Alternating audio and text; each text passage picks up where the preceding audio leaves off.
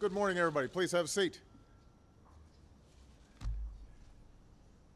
A week ago today, I sent Congress the American Jobs Act. It's a plan that will lead to new jobs for teachers, for construction workers, for veterans, and for the unemployed. It'll cut taxes for every small business owner and virtually every working man and woman in America. And the proposals in this jobs bill are the kinds that have been supported by Democrats and Republicans in the past. So there shouldn't be any reason for Congress to drag its feet. They should pass it right away. I'm ready to sign a bill. I've got the pens all ready. Now, as I said before, Congress should pass this bill knowing that every proposal is fully paid for. The American Jobs Act will not add to our nation's debt. And today I'm releasing a plan that details how to pay for the jobs bill while also paying down our debt over time. And this is important because the health of our economy depends in part on what we do right now to create the conditions where businesses can hire and middle-class families can feel a basic measure of economic security. But in the long run, our prosperity also depends on our ability to pay down the massive debt we've accumulated over the past decade in a way that allows us to meet our responsibilities to each other and to the future. Now, during this past decade, profligate spending in Washington, tax cuts for multimillionaires and billionaires, the costs of two wars, and the recession turned a record surplus into a yawning deficit, and that left us with a big pile of IOUs. If we don't act, that burden will ultimately fall on our children's shoulders. If we don't act, the growing debt will eventually crowd out everything else, preventing us from investing in things like education or sustaining programs like Medicare. So Washington has to live within its means. The government has to do what families across this country have been doing for years. We have to cut what we can't afford to pay for what really matters. We need to invest in what will promote hiring and economic growth now while still providing the confidence that will come with a plan that reduces our deficits over the long term. And these principles were at the heart of the deficit framework that I put forward in April.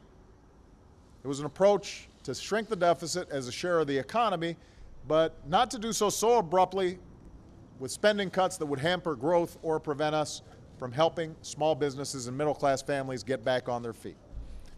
It was an approach that said we need to go through the budget line by line looking for waste without shortchanging education and basic scientific research and road construction, because those things are essential to our future.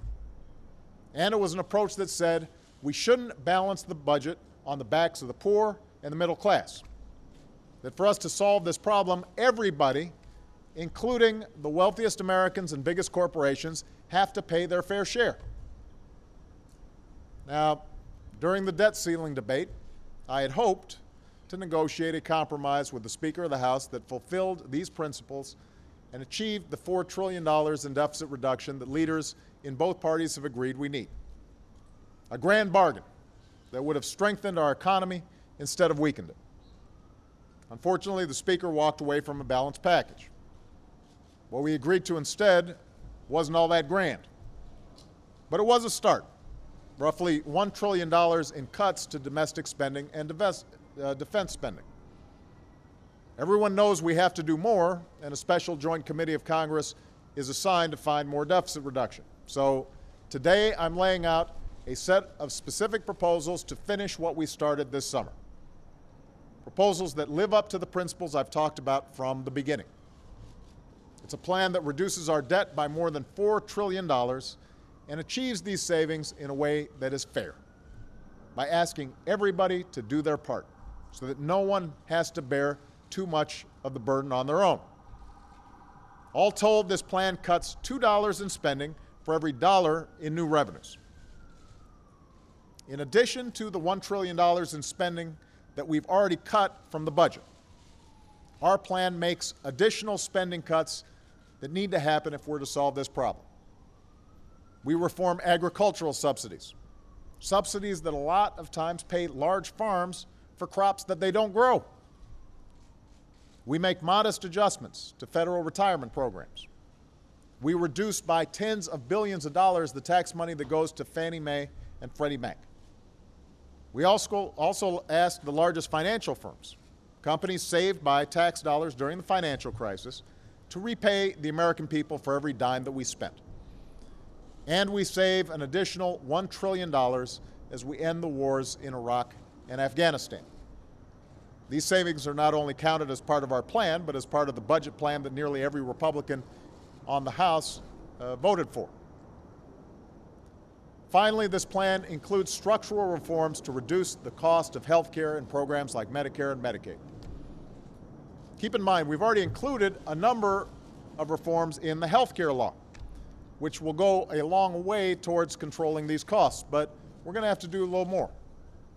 This plan reduces wasteful subsidies and erroneous payments while changing some incentives that often lead to excessive health care costs. It makes prescriptions more affordable through faster approval of generic drugs. We'll work with governors to make Medicaid more efficient and more accountable, and we'll change the way we pay for health care. Instead of just paying for procedures, providers will be paid more when they improve results, and such steps will save money and improve care. These changes are phased in slowly to strengthen Medicare and Medicaid over time. Because while we do need to reduce health care costs, I'm not going to allow that to be an excuse for turning Medicare into a voucher program that leaves seniors at the mercy of the insurance industry. And I'm not going to stand for balancing the budget by denying or reducing health care for poor children or those with disabilities. So we will reform Medicare and Medicaid, but we will not abandon the fundamental commitment that this country has kept for generations. And by the way, that includes our commitment to Social Security. I've said before, Social Security is not the primary cause of our deficits, but it does face long-term challenges as our country grows older, and both parties are going to need to work together on a separate track to strengthen Social Security for our children and our grandchildren. So, this is how we can reduce spending: by scouring the budget for every dime of waste and inefficiency, by reforming government spending, and by making modest adjustments to Medicare and Medicaid. But all these reductions in spending by themselves will not solve our fiscal problems. We can't just cut our way out of this hole. It's going to take a balanced approach. If we're going to make spending cuts, many of which we wouldn't make if we weren't facing such large budget deficits, then it's only right that we ask everyone to pay their fair share. You know, last week, Speaker of the House, John Boehner, gave a speech about the economy. And to his credit, he made the point that we can't afford the kind of politics that says it's my way or the highway. I was encouraged by that. Here's the problem. In the same speech, he also came out against any plan to cut the deficit that includes any additional revenues whatsoever. He said, I'm quoting him, "There is only one option. And that option, and only option, relies entirely on cuts. That means slashing education, surrendering the research necessary to keep America's technological edge in the 21st century, and allowing our critical public assets like highways and bridges and airports to get worse. It would cripple our competitiveness and our ability to win the jobs of the future. And it would also mean asking sacrifice of seniors and the middle class and the poor, while asking nothing of the wealthiest Americans and biggest corporations." So the Speaker says we can't have it my way or the highway, and then basically says my way or the highway. That's not smart. It's not right. If we're going to meet our responsibilities, we have to do it together. Now, I'm proposing real serious cuts in spending. When you include the $1 trillion in cuts I've already signed into law, these would be among the biggest cuts in spending in our history. But they've got to be part of a larger plan that's balanced. A plan that asks the most fortunate among us to pay their fair share just like everybody else. And that's why this plan eliminates tax loopholes that primarily go to the wealthiest taxpayers and biggest corporations. Tax breaks that small businesses and middle-class families don't get. And if tax reform doesn't get done, this plan asks the wealthiest Americans to go back to paying the same rates that they paid during the 1990s, before the Bush tax cuts. I promise, it's not because anybody looks forward to the prospects of raising taxes or paying more taxes. I don't. In fact, I've cut taxes for the middle class and for small businesses. And through the American Jobs Act, we'd cut taxes again to promote hiring and put more money in the pockets of people. But we can't afford these special lower rates for the wealthy. Rates, by the way, that were meant to be temporary. Back when these tax cuts back in 2001, 2003 were being talked about, they were talked about as temporary measures. We can't afford them when we're running these big deficits.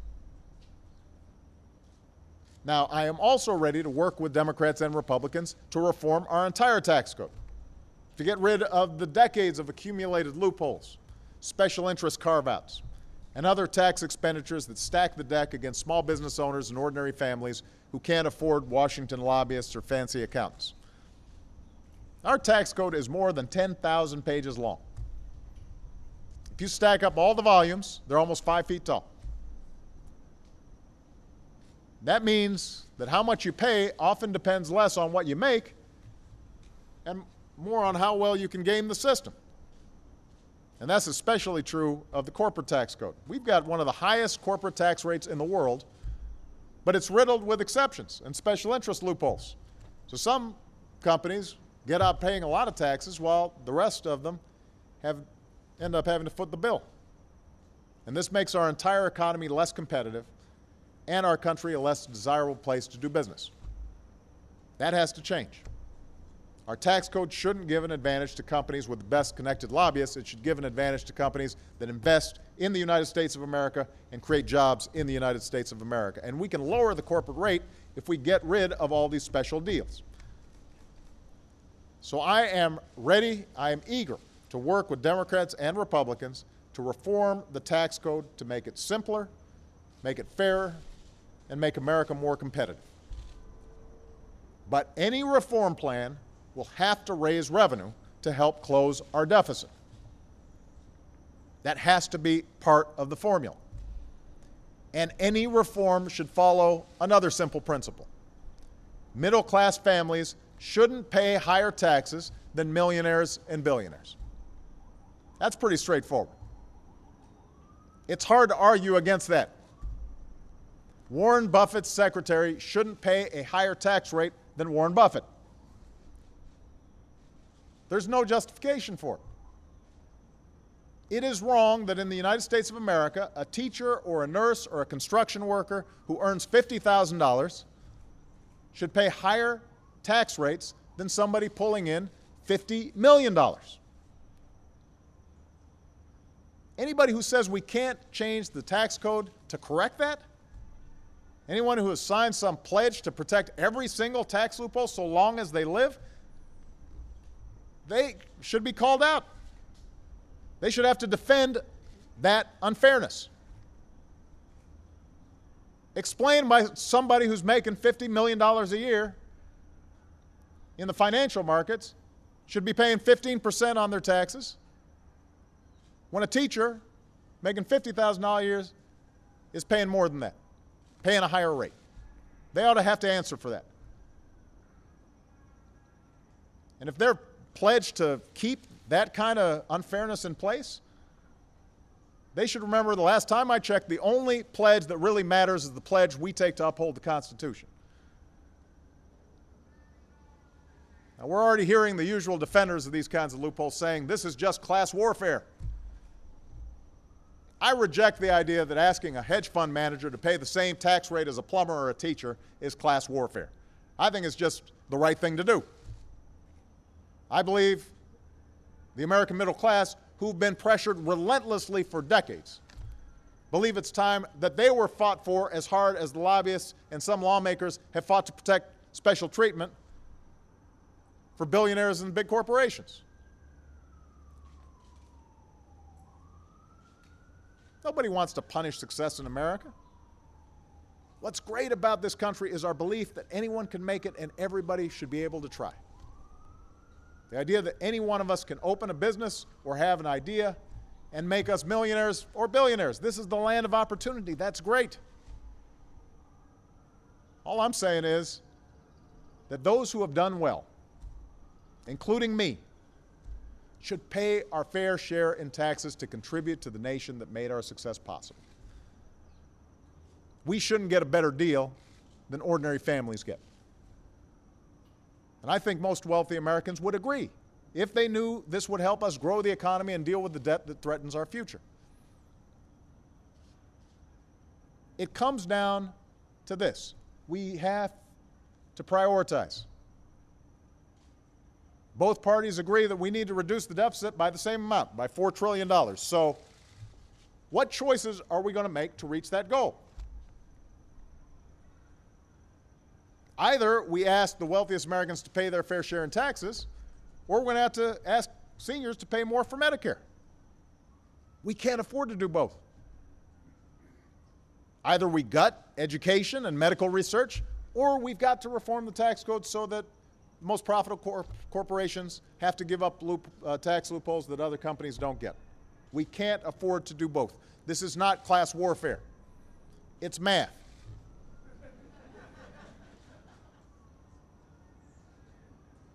The money's going to have to come from someplace. And if we're not willing to ask those who've done extraordinarily well to help America close the deficit, and we are trying to reach that same target of $4 trillion, then the logic, the math says everybody else has to do a whole lot more. We've got to put the entire burden on the middle class and the poor. We've got to scale back on the investments that have always helped our economy grow. We've got to settle for second-rate roads and second-rate bridges and second-rate airports and schools that are crumbling. That's unacceptable to me. That's unacceptable to the American people. And it will not happen on my watch. I will not support any plan that puts all the burden for closing our deficit on ordinary Americans. And I will veto any bill that changes benefits for those who rely on Medicare but does not raise serious revenues by asking the wealthiest Americans or biggest corporations to pay their fair share. We are not going to have a one-sided deal that hurts the folks who are most vulnerable. Look, none of the changes I'm proposing are easy or politically convenient. It's always more popular to promise the moon and leave the bill for after the next election or the election after that. That's been true since our founding. George Washington grappled with this problem. He said, "Towards the payment of debts, there must be revenue. That to have revenue, there must be taxes. And no taxes can be devised which are not more or less inconvenient and unpleasant." He understood that dealing with the debt is, these are his words, always a choice of difficulties. But he also knew that public servants weren't elected to do what was easy. They weren't elected to do what was politically advantageous. It's our responsibility to put country before party. It's our responsibility to do what's right for the future. And that's what this debate is about. It's not about numbers on a ledger. It's not about figures on a spreadsheet. It's about the economic future of this country, and it's about whether we will do what it takes to create jobs and growth and opportunity while facing up to the legacy of debt that threatens everything we've built over generations. And it's also about fairness. It's about whether we are in fact in this together and we're looking out for one another. We know what's right. It's time to do what's right. Thank you very much.